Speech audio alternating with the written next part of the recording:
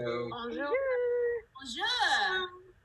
Bold woman, but she operates in luxury and sophistication and all of the things that Americanisms seem not to be. Tell me about creating that character and who Sylvie is to you.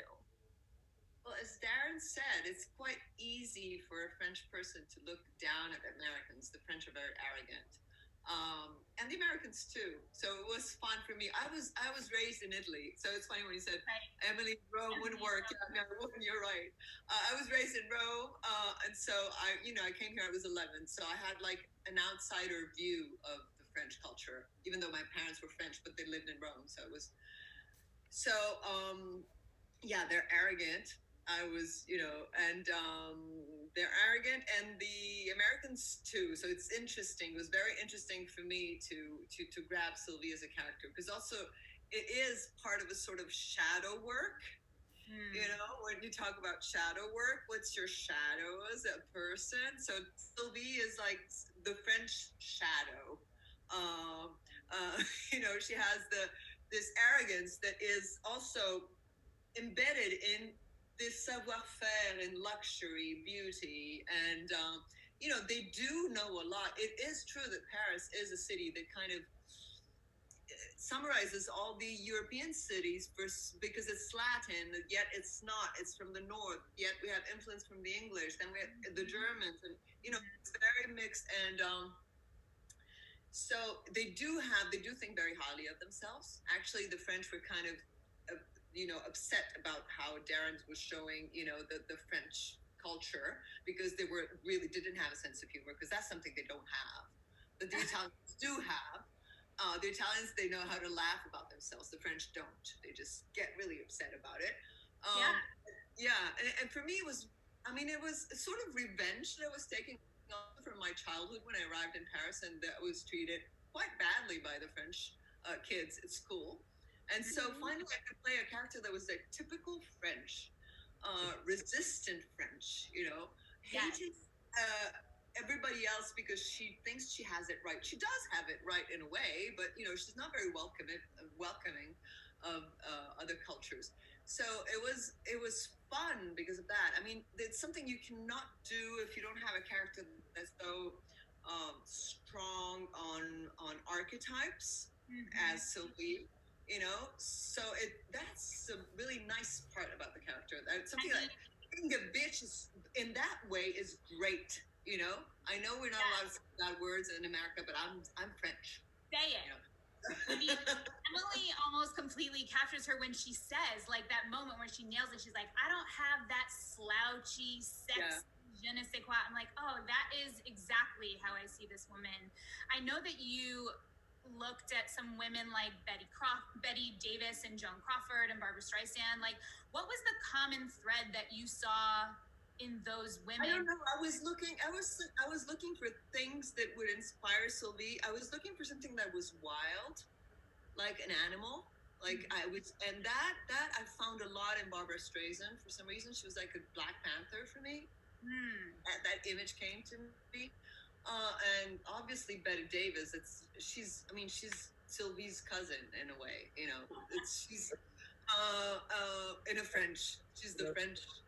There was a line in the description. This Sylvie in the script it was a descriptive line, it doesn't get in the show, but it said she had this attitude that's both fuck you and fuck me. Right. I remember. Yeah, exactly. Oh, exactly. To me, it describes the character so well, And you're right, you're right, Darren. There's so many French women that are like that. I mean, I've met so many, and I know them because my mother worked in fashion for years. So I've met these women that are both arrogant and very powerful, but yet very vulnerable and scared. Yeah. So that's super interesting. They're all scared of being old. They're all scared of losing power. They're all scared of, they're all scared of all these things. That's why I'm saying it's shadow work for an actor to work on Sylvie, because it's about that. It's about how much jealousy are you going to accept you have in your heart, actually. How much, but it's really interesting. I really loved it. I mean, it was a real, it was a real trip for me to be in Sylvie, because I feel like that, Darren, what you just said, the F you, F me, is like, for Sylvie, she masters this thing that I don't think many American women can, of like being overtly sexy while being taken seriously. I feel like here it's often one or the other, unfortunately. She does not ever close off. Her sexuality is always front and center at the same time that her power is. I think that's really, I love that about her character. Yeah. Absolutely. I mean, I love that Emily is also like actually great at her job. So you're seeing two women who just have very different philosophies, but who are both really good at what they do. And the contrast in the work culture is so fascinating to me as we navigate these things of like, what are professional boundaries? Like, what is it to, you don't work at a party in France, whereas in New York, I feel like we party in order to work. And this idea of like what Luke, the character of Luke said, like, you have the wrong balance, even though Emily is very happy working. Like, were any of you swayed one way or the other, finding yourself like identifying more with, I wish we were more the French way, or I wish we were more the American way? I open this to the room. Well, actually, I think. Sorry, go ahead. No.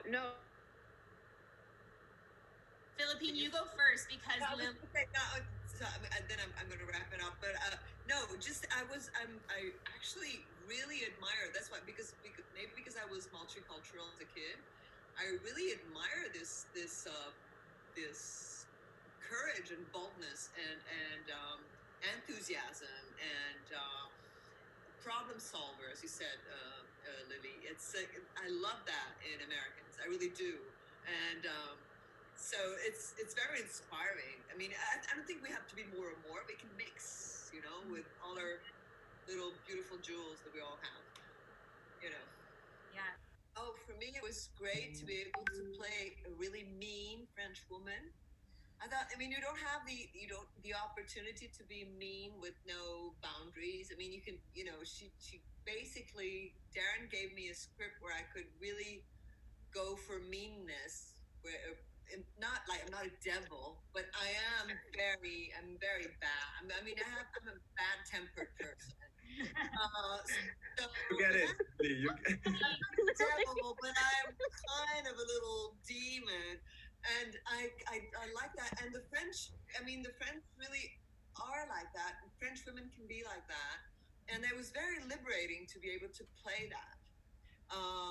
As a French archetype woman, that it has this, this anger. And that was it was freeing in a way. I already said that it's my first big villain, and I'm finding, I understand why actors love to play villains so much. I mean, it's freeing. I mean, there's so many things you don't dare do in life. I see so much softer in Sylvie, though. Like, I see what you're talking about. Obviously, that's the character, but I also see vulnerability there, and I see the insecurity and like why she's, she built something. Darren did tell me something about when he saw me on tape at the beginning, or the callback. I don't remember, but he said, that I had something there was something nice about me. Is that what you said, Darren? That drew you to me as a character, because you thought, okay, there's probably this nice little edge that she has that's interesting for Sylvie, so she's not just the monolithic figure of. I also think you could see a little of the insecurity and the fear underneath. Right. That's it. But the real. But it has to do with the French. The French have that because they have this insecurity. It's basically very French, and this meanness that comes on top that covers it. Also, to me, that's what also makes her fun to watch and funny. Because if she was only mean, she wouldn't be fun. Exactly. It's knowing that, seeing the insecurity in there, and there's some, it makes her meanness funny instead of just mean. Right, exactly. Yeah, and that's a lot of fun. So that's what really, that's the funniest thing. That was the most beautiful and pleasant thing for me. I also think Darren said that in the next season, Mindy's going to be the villain, and her and Emily are going to come down to Gabriel's apartment and hold a knife to his throat and say, "Pick one, bro." Camila, Emily, go. That's one way to finish a series really quickly. Why don't I go out with him? We could do a little cougar moment. By the way, He would pick Samuel, I'm pretty sure. Yeah, Philippine. For me, she epitomizes the French woman in the sense that she's not, as Emily says, effortlessly chic. But not only that, she's more than that. She's like, she throws on anything as if it was nothing.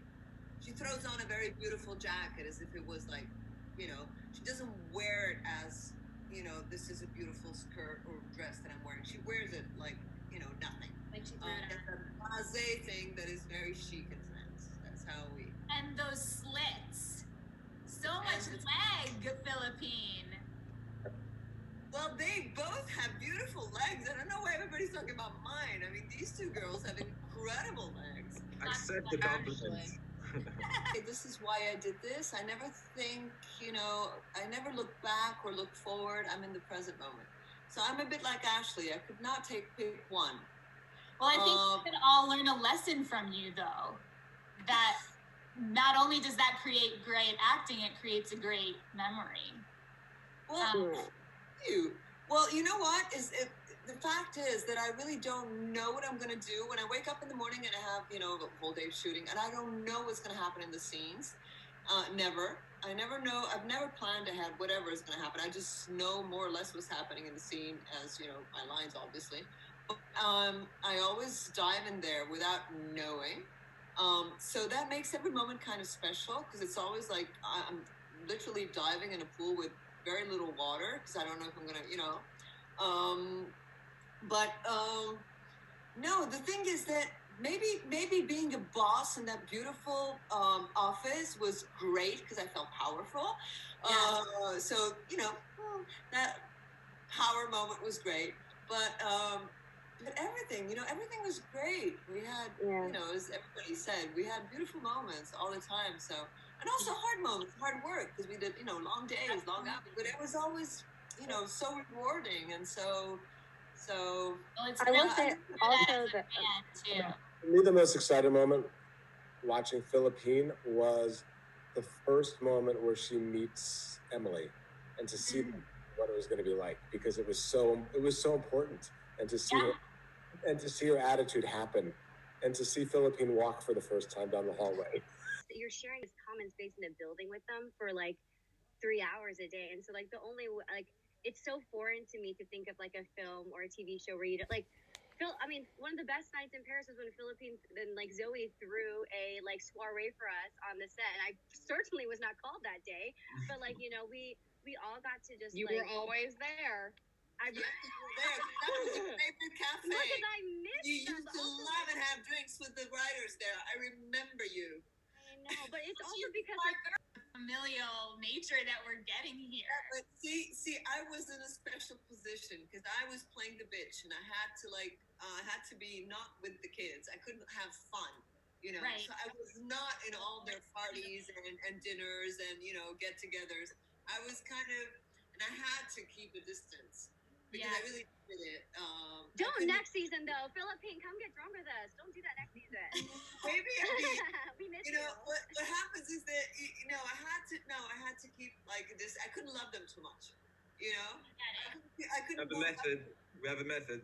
Yes. But we haven't even met. Isn't it crazy that me and Philippine don't even meet in the show? Together, darling. Yeah. We don't. Yeah. So well, that's what I'm excited about for season 2. I think the molding of worlds. What's happening? Okay. No, I hope so. That's what I'm saying. I hope that we all get to blend more, and like work together more. I miss all that energy like together. Ashley, Darren, you were saying? Ashley and Mindy have one quality in common, which is it's like they never are anywhere without a corkscrew.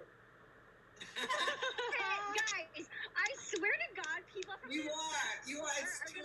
I am like Luca's constantly like she's at a wine tasting. You're like, oh my gosh, I'm sorry.